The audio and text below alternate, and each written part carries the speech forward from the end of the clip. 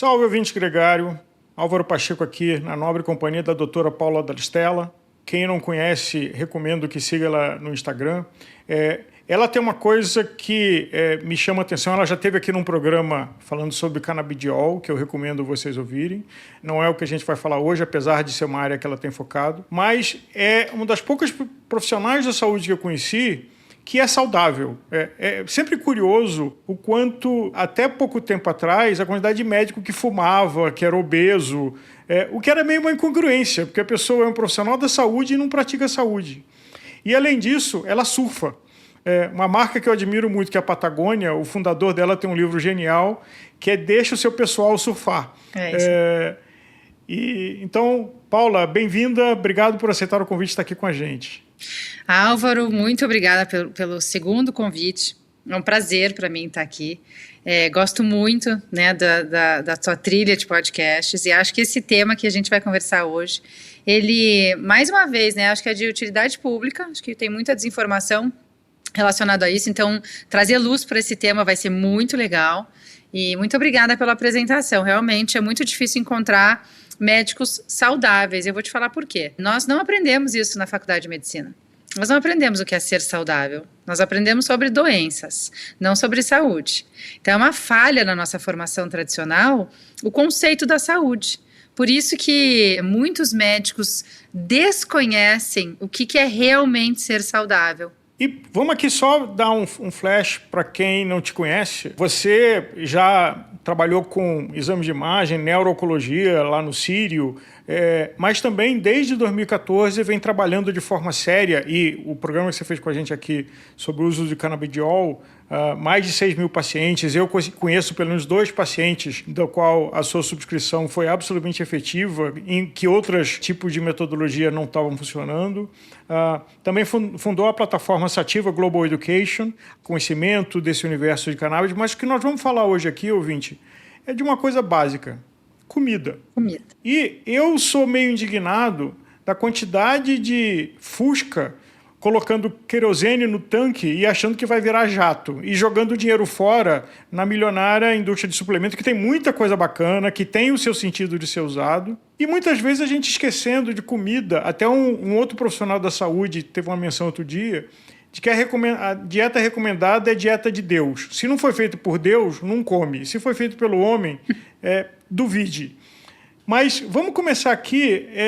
Traz um pouco da história, e até tem uma polêmica de rede social, de bobagem de rede social, de que você fez uma postagem muito útil e pertinente sobre alimento, e que você não era nutricionista, como se uma coisa, a atividade da saúde, tivesse, é só dedo, é só nutrição, ou enfim. Foi muito legal, na verdade. Eu gostei muito que essa pessoa trouxe isso, porque ele estava me criticando, porque eu estava falando sobre alimentação. E ele veio com essa crítica dizendo, uma médica falando de nutrição, cadê as nutricionistas? Meio que me deu, né, uma cutucada.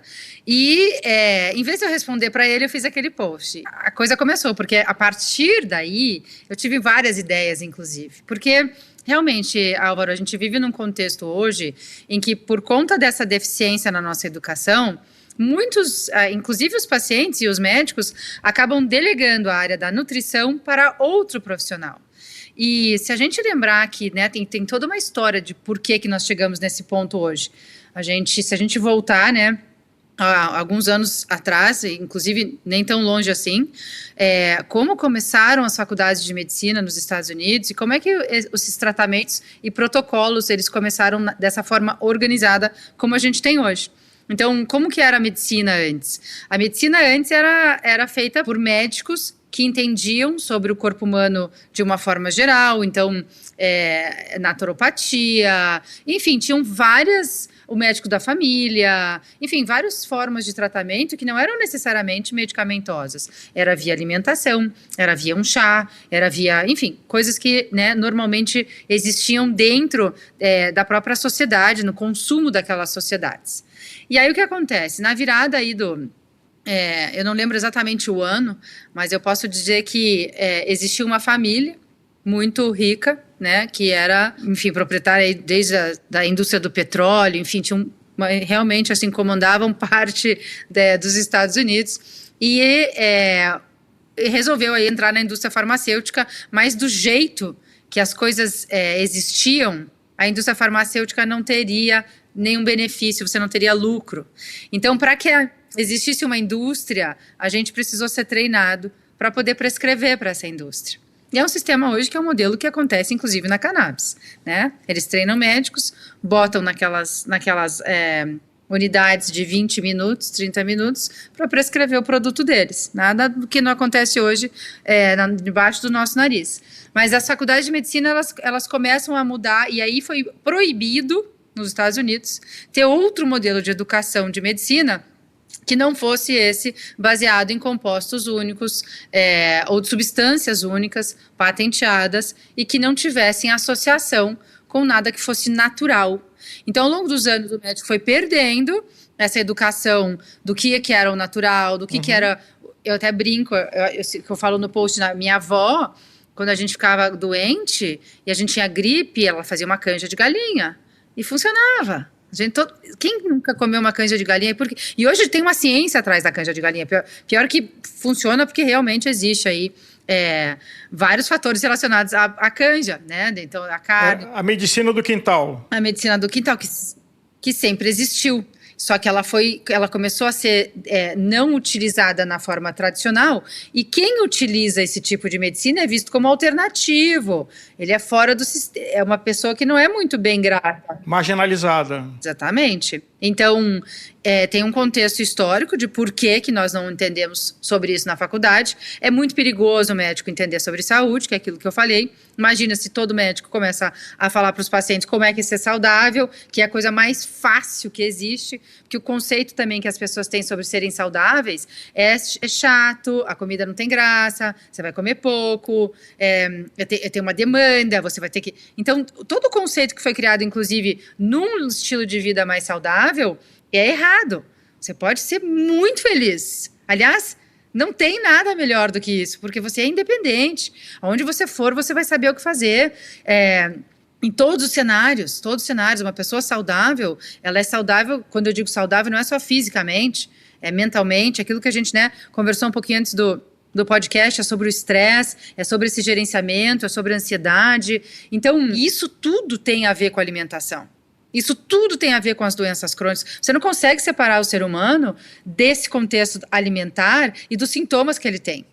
Então, o médico não entender sobre isso é gravíssimo. E o contexto daquela pessoa que me cutucou foi maravilhoso. Por quê? Porque esse é o cerne, talvez mais importante, sobre a relação entre a medicina, a saúde e a doença. Agora, não vamos entrar nessa polêmica. Vamos começar aqui pelo... Jejum, que é uma coisa que tem um monte de opiniões. Divide com a gente qual é o valor do jejum e em que circunstâncias ele pode fazer sentido na rotina de cada um de nós. Bom, primeiro, ele não é uma dieta, né? Ele é um estado fisiológico que o corpo humano conhece há milhares de anos. Então, a gente tem que entender que nós vivemos sobre jejum muito mais do que hoje a gente faz, né, a nossa alimentação tradicional. Então... a gente, da forma como os nossos genes foram moldados, eles são alternados, né? O molde genético que nós viemos é entre alternar períodos de alimentação com períodos de ausência de comida. Então, esse conceito, né, moderno que você tem que comer a cada 3 horas, mais uma vez, tem uma indústria por trás disso, porque se você tem que comer, você tem que comprar o que você vai comer. Então, o que acontece, né? Hoje a ciência ela já provou que ficar sem comer, obviamente de uma forma orientada, pode ser um dos instrumentos mais potentes de regeneração, longevidade e saúde metabólica que existem. Então, você imagina, assim, ele é grátis, né? Ele só depende do indivíduo, mas ele não... É só isso. Você não está remunerando ninguém e pode ser um dos instrumentos mais potentes da sua vida em termos de longevidade e saúde metabólica. Então, eu costumo falar para meus pacientes, 12 horas não é jejum, né? 12 horas é o que você precisa fazer jejum para fazer um exame laboratorial.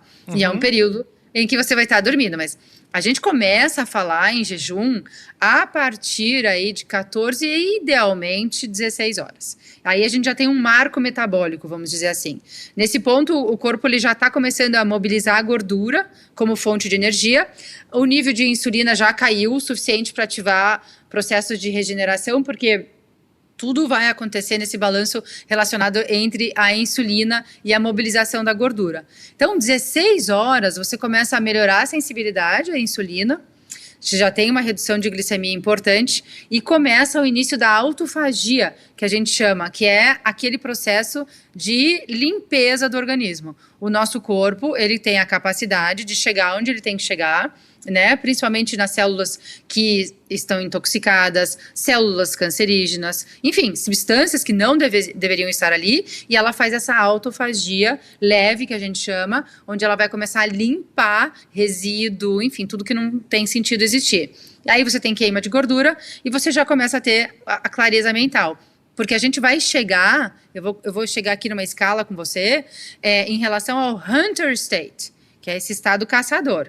Então, que é o estado que nós vivíamos entre comida e o estado caçador, que é o estado em que você está em busca do alimento, em busca da caça. E que ele podia não acontecer em determinados momentos, porque dependia de várias coisas. Podia chegar a 30 dias sem você conseguir caçar. Como é que a gente sabe quando que a gente vai conseguir caçar?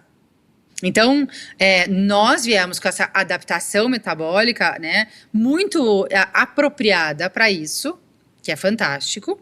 Outra coisa, armazenamento que nós temos, né, o desenho genético de armazenamento de energia nosso, ele é muito bom, mas para um determinado tipo de combustível.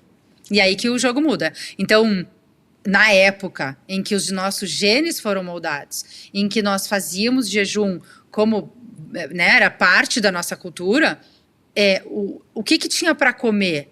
Carne e gordura. Ah, mas ele também pegava lá a frutinha. Gente, você imagina o que era uma frutinha há praticamente 2 milhões de anos atrás, quando a gente tem as primeiras pistas dos homens antes do Homo sapiens, que já eram caçadores.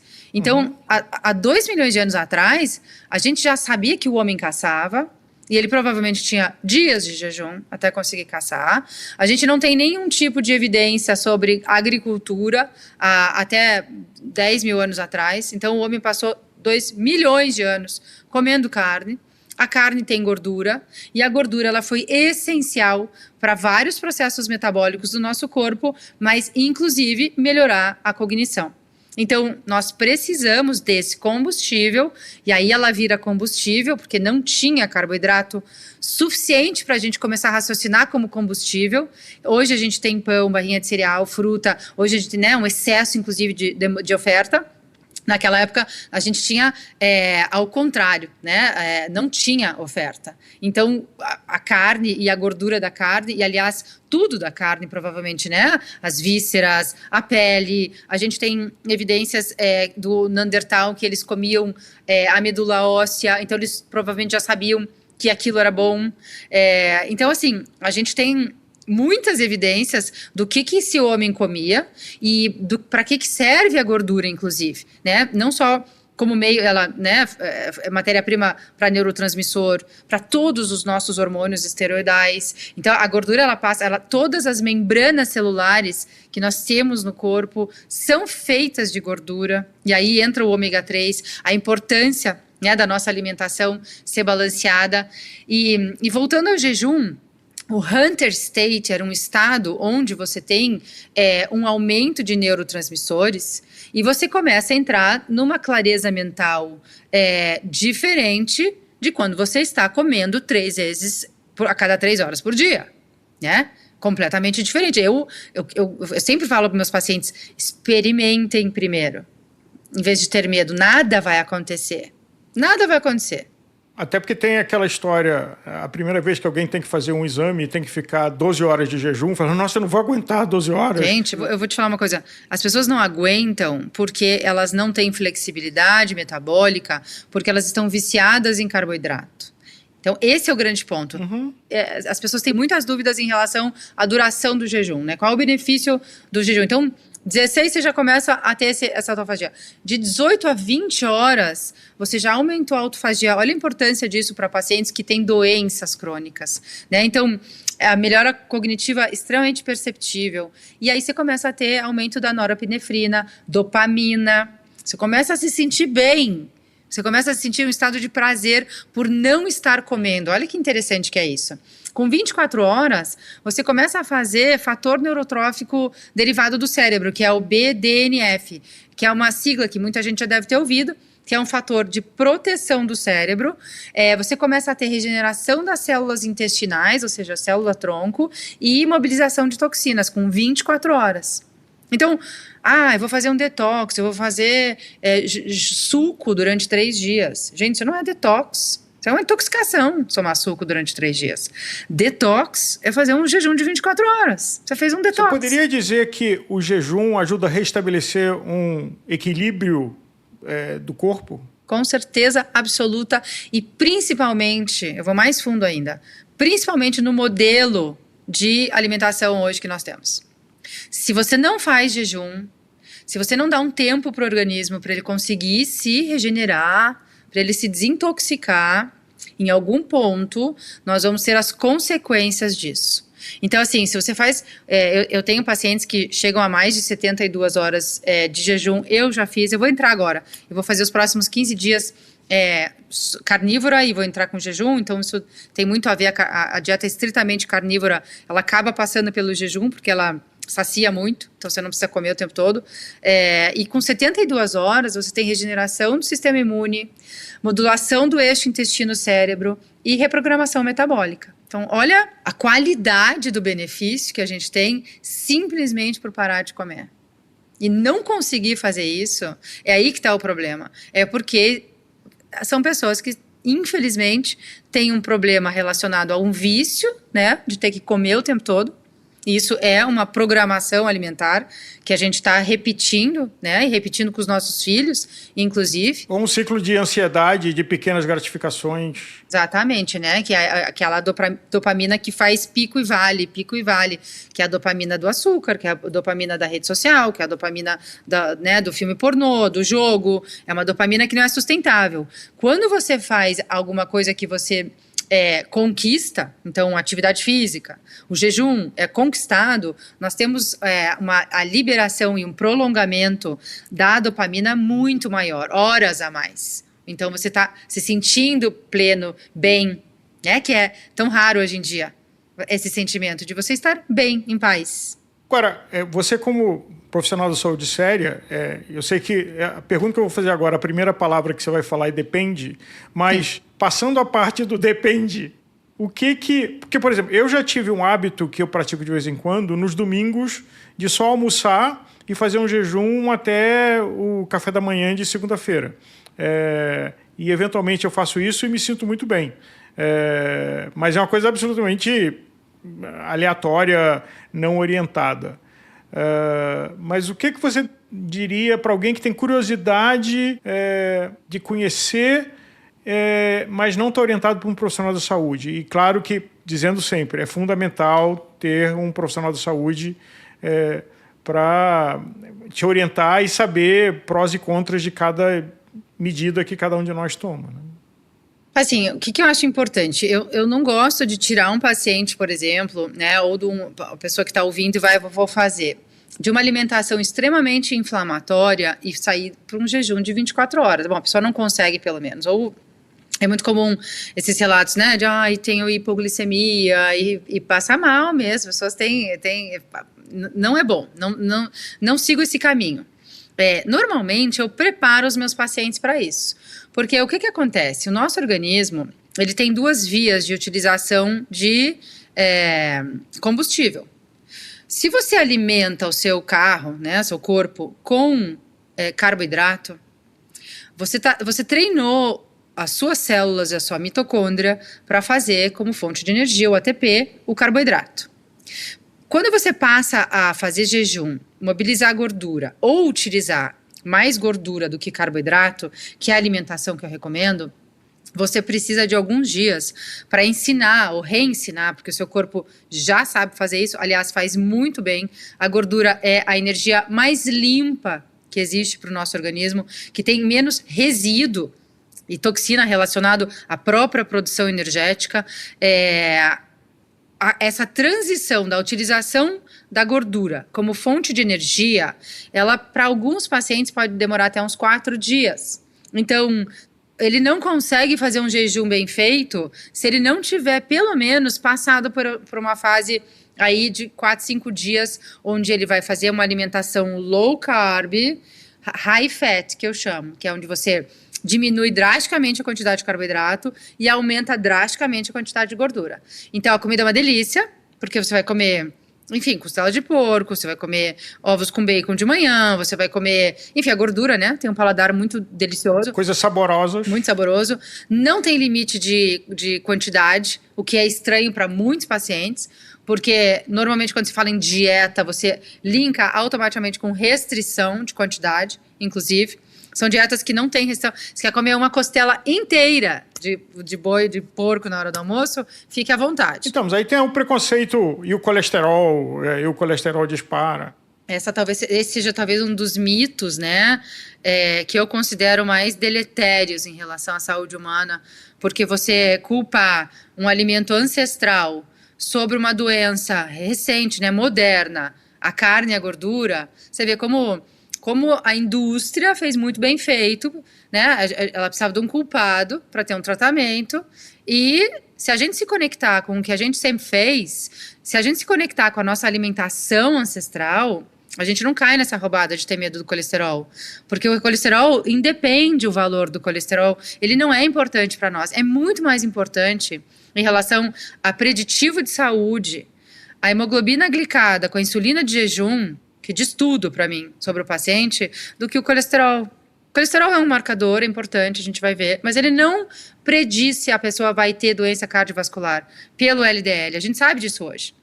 O LDL não é marcador mais de doença cardiovascular. Então, claro, ele é importante quando ele está oxidado, porque ele fica uma molécula pequena. Então, o tamanho é muito mais importante do que o valor do exame. E quando que ele vai estar oxidado? Quando o paciente come carboidrato.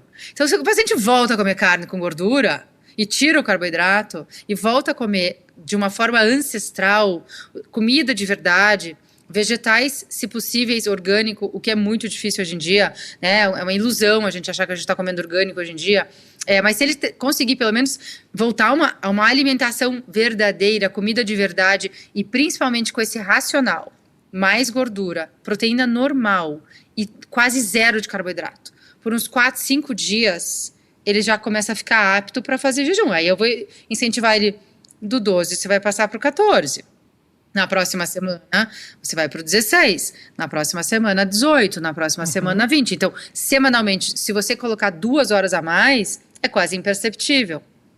E no final de um tempo, ele está fazendo 24, mas totalmente preparado para isso, sem ficar chateado. E aí, claro, você vai ter estratégias importantes, por exemplo, o sal. O sal, né, todo mundo tem medo do sal, porque o sal é o que causa hipertensão arterial. Outro mito. É muito mais sério você não ter sal na comida, e é muito mais sério você ter uma insulina alta do que o sal, propriamente dito. Então, quando você tira o carboidrato, você acaba, né, o que acontece? Os níveis de insulina alto acabam fazendo com que a gente absorva e guarde sal. Então, o que ele faz? Toda vez que eu tiver uma alimentação rica em carboidrato, eu também estou armazenando dentro das minhas células sal. E o que acontece? Eu incho. Né? A pessoa normalmente está inchada. Quando ela tira o carboidrato da dieta, ela desincha. Literalmente. 3, 4 dias melhora a celulite, a pele. É inacreditável. Coisa mais fácil do mundo de fazer. Todos os marcadores inflamatórios vão cair, a glicemia desse paciente ou dessa pessoa vai reduzir, a insulina tende a ficar mais estável por muito mais tempo, ou seja, melhora a sensibilidade. Olha que fácil que é isso. E que perigoso ao mesmo tempo. E aí o que acontece? quando ela vai desinchar, ela vai fazer xixi. E ao fazer xixi, ela vai perder minerais. E aí o que acontece? Ela tem que repor via sal. Então, muitas pessoas no início do jejum, elas não sabem a importância do sal, porque também pensam que o sal faz mal. Então, tem toda uma educação para ensinar que o colesterol não é vilão, que é o açúcar, que o sal não tem problema, que o sal é bom, contém minerais, muito importante para nós. Então, no início do jejum, eu sempre falo, peguem 1 litro d'água, coloca aí uma colher de sobremesa de sal e tomem essa água com sal. Sentiu? Porque não é hipoglicemia. No meio do jejum, você não tem uma hipoglicemia, né? Você não tem um hiper e você não faz hipo. Você está em jejum. Então, o que acontece? Em jejum, todos os sentimentos que parecem ser relacionados a uma hipoglicemia, normalmente são relacionados à ausência do sal. Então, hoje tem desde eletrólitos que você pode fazer, que já vem magnésio, já vem o sódio, potássio, enfim, já são combinados. O único problema é que todos esses suplementos que vêm de uma indústria farmacêutica precisa ter sabor. Para ter sabor, precisa ter um xilitol, precisa ter um adoçante artificial, e precisa ter uma cor, e aí precisa ter um corante. Enfim, aí você já entra todo nesse lugar. Então, vai no sal marinho, sal verdadeiro, sal do Himalaia, sal de rocha, qualquer sal que não seja sal refinado, mas se só tiver sal refinado, vai no sal refinado. O importante é que se consuma esse sal. E normalmente esses sintomas desagradáveis, em um dia, já param de existir. Então, se você resolver seguir o seu jejum para 24, 48, 72 horas, aptamente perfeito para fazer isso. Eu recomendo, se quiser manter o sal, mantenha o sal. É isso. Agora, o jejum e mantendo a rotina de trabalho e de locomoção. Quer dizer, não é o jejum e ficar meditando num tapete ou na cama.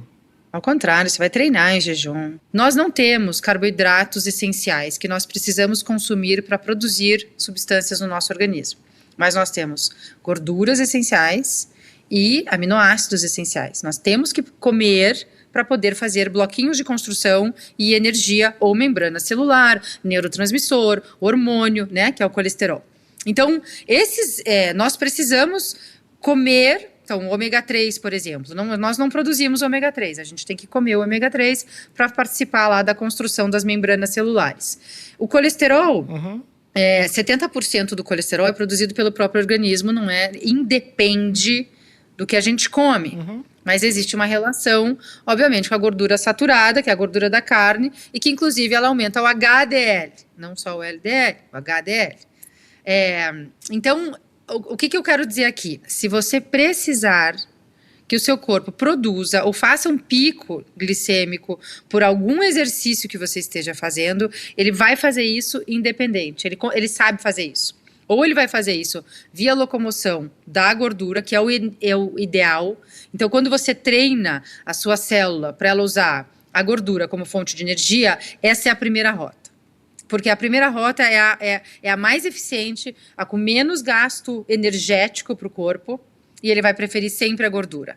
E aí o que acontece? Nós fazemos picos glicêmicos sem comer carboidratos, se for necessário, se o corpo entender que ele precisa de glicose naquele momento. Então, a gente faz isso ao acordar, naturalmente, 12 horas de jejum, você abre seu olho, o cortisol faz um pico, começa o processo de produção de glicose, que você mede em jejum, quando você vai lá no laboratório. Nada mais é o que é? O nosso corpo, quando a gente acorda, faz um pico de glicemia, que é o quê? Você vai ter que buscar o seu alimento. Você agora, no momento que você acordou, você tem energia suficiente para buscar o alimento. E só que você vai treinar. Você vai treinar. É isso. Então, o nosso corpo é muito sábio. Nunca existiu esse formato alimentar que nós estamos experimentando agora, com altíssimas consequências para nós. Até uma dúvida, e aí extrapola do seu estudo e dedicação da medicina, que eu acho que é comportamental, mas olhando referências até o século XIX, começo do século XX, essa obsessão pela magreza e essa paranoia com a gordura não existia. Pelo contrário, a gordura era até uma demonstração de saúde, de riqueza. Você tem alguma referência de o que foi essa virada? Foi a invenção da roupa de banho, da sunga e do biquíni? Álvaro, nada do que a gente experimenta hoje ou consome é por acaso. Né? Existe uma indústria violenta por trás de tudo isso, que determina o que a gente consome. Desde o que a gente assiste, né, do carro que a gente compra, pode existir diferenças, mas o consumo que nós fazemos hoje é determinado por um sistema. Existe um sistema por trás de nós. Comunicação, criação de comportamentos para consumo de produtos. Tudo. Se você, esses dias eu peguei o ChatGPT e falei assim, chat, é o seguinte, eu quero criar um plano maligno para os seres humanos, porque eu quero controlar os seres humanos, você vai criar o plano para mim, e eu quero que você crie esse plano me contando como seria se você tem duas indústrias no controle, então é a indústria alimentícia e a indústria farmacêutica. Eu usei esse sistema, o sistema é muito maior do que esse, você sabe disso. O chat me deu os 6 passos do plano, que é o que acontece hoje, na verdade, o que está acontecendo hoje com a gente, de conquistar os seres humanos através... E que é um loop. Um faz você consumir e o outro faz você se curar do que você consumiu que não devia. São as mesmas empresas. Loop... São as mesmas empresas. Nós temos várias empresas que são empresa Monsanto. Faz agrotóxico e defensivo agrícola e a Bayer faz remédio para câncer. Aliás, o Hiperlink, outro dia, uma nota ótima, do ato de fé, da mesma empresa que faz preservativo, também faz fralda. Olha a jogada, mais uma vez. Por quê? Porque se eu falar para você que se você fizer uma alimentação carnívora durante 8 semanas, é muito provável que 50% a 60% dos medicamentos que você toma, você não vai mais precisar. E mais 8 semanas, talvez você tire 100%. É muito perigoso. É muito perigoso. Sem suplemento, porque se você for carnívoro, e esse talvez é um dos temas mais polêmicos de todos, se nós nos alimentássemos estritamente de carne como os nossos ancestrais, nós não precisaríamos tomar suplementos, que é uma outra indústria que fala para você que você tem que tomar 24 horas por dia, ou você está comendo, ou você está tomando pílula de suplemento. Então, e aí vamos trocar de terreno minado, restrição de carne, veganismo, vegetarianismo, de que a gente falou de jejum como saúde e recuperação de equilíbrio, e um discurso de que a restrição de carne, em grande parte ou em alguma parte, é um elemento de saúde, que carne tem uma associação com câncer e N outras coisas, vilanizando o consumo de carne. A alimentação vegetariana, né, ela leva esse rótulo de que ela é mais saudável, porque existe, primeiro, uma preocupação com o alimento e que a pessoa está comendo vegetais. Bom, se são vegetais, gente, vamos pensar, tem vários lances aqui relacionados à alimentação vegetariana. Eu respeito, eu acho que é muito mais relacionado a uma escolha individual, mas é muito importante que as pessoas entendam o que elas estão fazendo, tá? Porque esse é o ponto. Para você atingir a meta de proteína numa alimentação vegetariana, é muito provavelmente que você vai consumir de 3 a 4 vezes a mais o consumo de carboidrato do que numa dieta carnívora. Então, esse a mais de carboidrato pode chegar a 350 gramas dia. São 3 dias para um paciente fazendo uma dieta baixo carboidrato, alta gordura. São 3 dias de dieta para você chegar em 350 gramas de carbo. Um paciente vegetariano por dia para atingir a meta de proteína, se o paciente entender que ele tem que ter uma meta, porque a grande maioria, inclusive dos vegetarianos, eles não cumprem a meta mínima de consumo de proteína dia. Então eles acreditam que naquele prato colorido vai ter tudo o que eles precisam, o que não é verdade, porque se a gente está pensando assim, e a gente faz uma comparação, por exemplo, tá? Uma xícara de lentilha cozida tem 18 gramas de proteína. E 40 gramas de carboidrato. Se você pensar num bife, um bife de 100 gramas tem 25 gramas de proteína e 0 carboidrato, que essa era a nossa alimentação. Então, a gente vai dizer, para comer isso. Quando você começa a comer, aí o arroz integral, mais 5 gramas de proteína com 45 de carboidrato. Num almoço, se a pessoa comeu lentilha com arroz integral, ela passou aí a quase 100 gramas de carboidrato para conseguir 25 gramas de proteína, 26 gramas de proteína. Então, a conta não fecha. Por quê? Além de tudo, as plantas contêm antinutrientes, que é uma defesa natural das plantas. Então, os fitatos, as lectinas, os oxalatos, eles impedem a absorção de zinco, de ferro, de magnésio e até de aminoácidos essenciais. Então, a biodisponibilidade da proteína vegetal é menor. As plantas contêm antinutrientes, impedem a absorção desses elementos que são fundamentais para a nossa saúde. Então, assim, não é que é impossível, mas vai exigir um planejamento nutricional muito preciso. Uma suplementação B12, ferro, creatina, carnitina, que tudo isso tem na carne já, você vê que loucura. Então, assim, do ponto de vista ético, filosófico, cada um faz o que quiser, né? Mas do ponto de vista... Mas é ideológico, não estamos falando de medicina. Não tem nada a ver com proteína e metabolismo, porque é menos eficiente. Então, assim, e outra... Pacientes que têm doenças como resistência insulínica, obesidade, síndrome do ovário policístico, esteatose hepática, não podem ter uma dieta onde você vai ter 90 gramas de carboidrato na refeição, né, no dia, na refeição, para ter 25 gramas de proteína. Porque isso vai piorar a saúde metabólica desses pacientes. E aí o que acontece que eu vejo, né, que é muito comum, os veganos e os vegetarianos, eles desnutridos em algum ponto, com baixa massa magra. Então, eles são magros visualmente, mas se você inspeciona aquele corpo, você vai perceber que eles têm baixíssima massa magra. Claro que tem exceção, né? Assim, a gente tá falando da maioria. Baixíssima massa magra e são desnutridos em algum ponto. Isso é muito comum.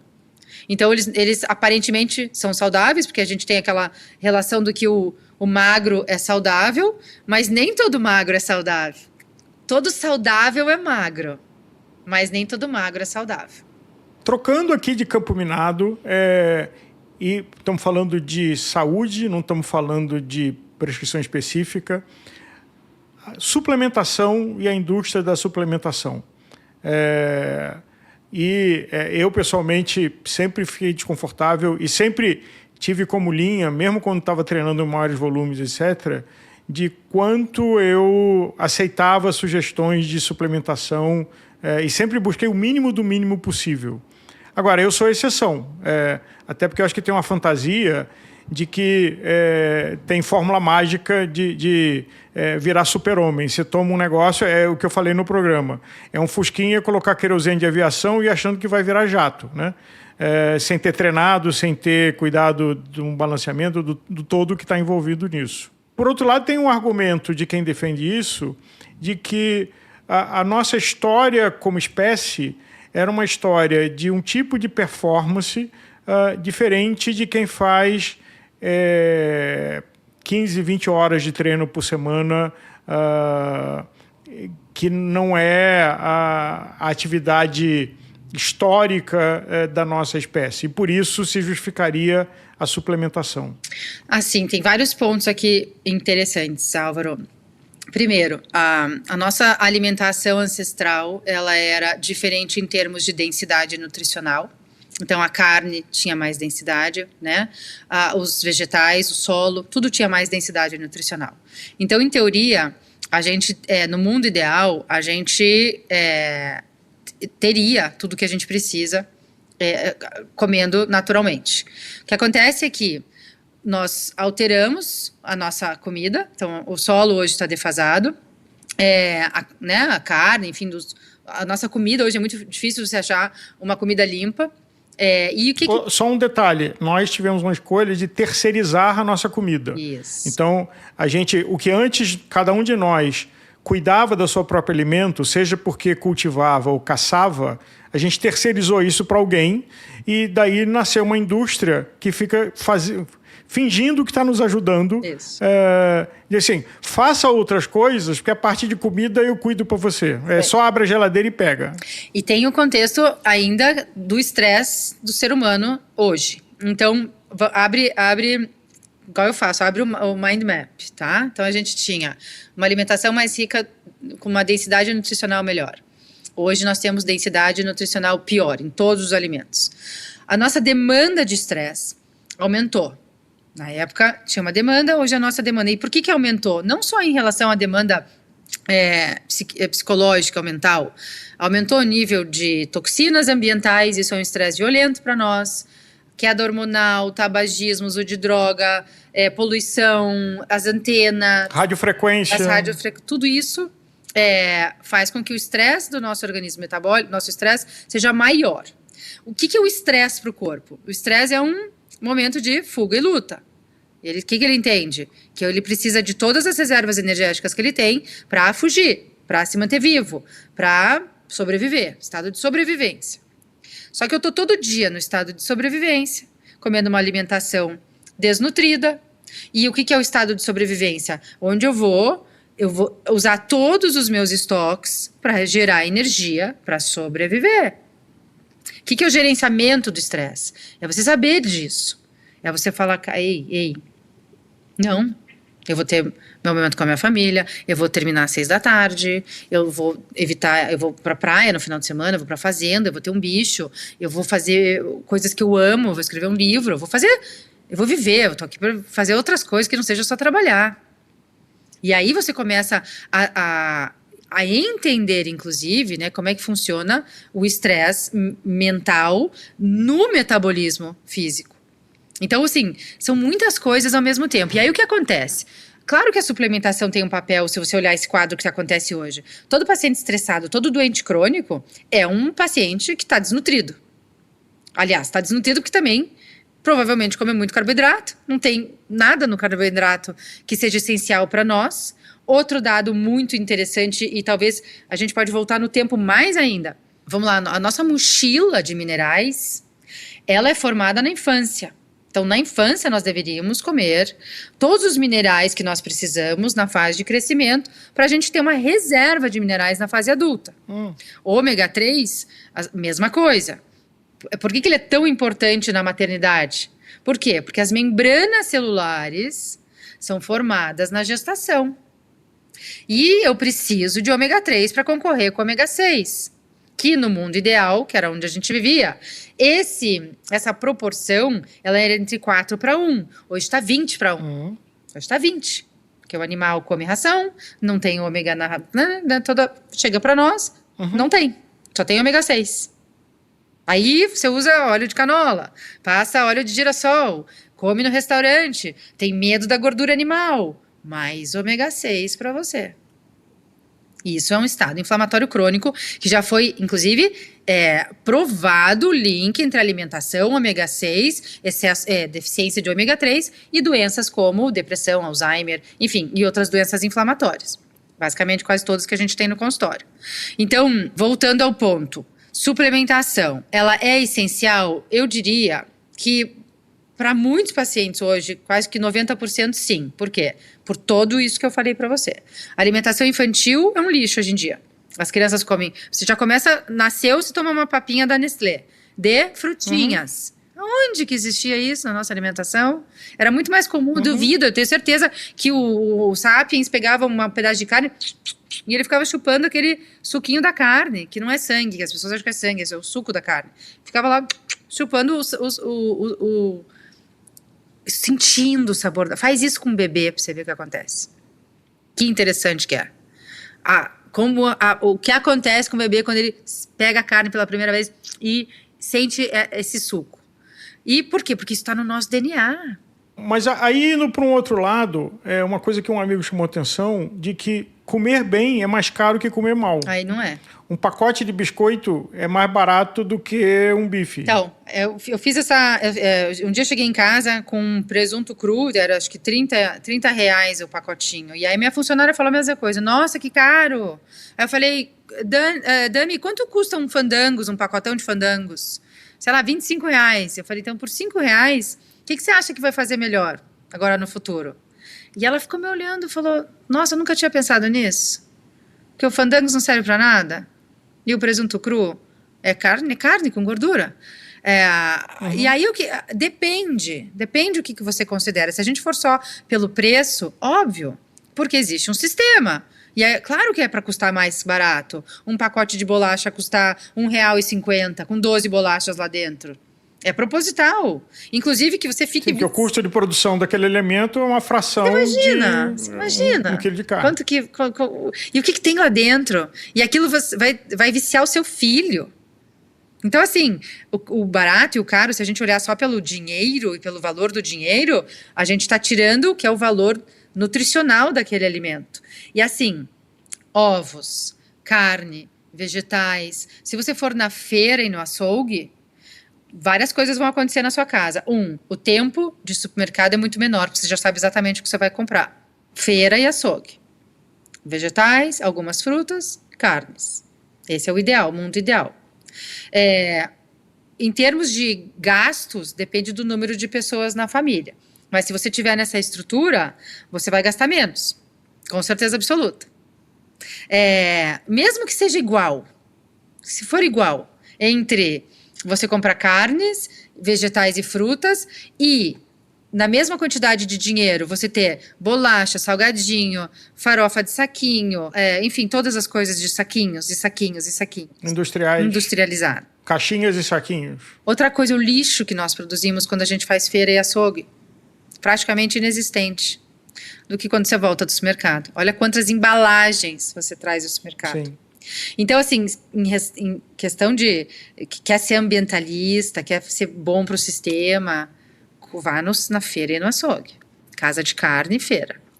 Paula, quem quiser conhecer mais o seu trabalho, eventualmente se consultar com você, como é que pode fazer contato? Olha, o meu Instagram é o Doutora Paula Daustella, que é o meu nome, DRA, exatamente como está na tela, Doutora Paula Daustella, vai me encontrar. Lá no meu Instagram tem, na bio, se quiser passar comigo em consulta, tem lá agende uma consulta, é só clicar lá no link da bio, vai encontrar a minha secretária Glauce, e eu tenho um programa dos 7 pilares da saúde humana dentro do consultório, que é super legal, é um ano para você realmente mudar a sua vida em todos os sentidos. Então, tudo isso que a gente falou aqui, eu aplico lá. E eu comecei agora, estou desenvolvendo, vou lançar aí nas próximas semanas, Lugar de Médica na Cozinha. Genial. Paula, super obrigado, parabéns pelo teu trabalho, pela tua reflexão, pela tua prática.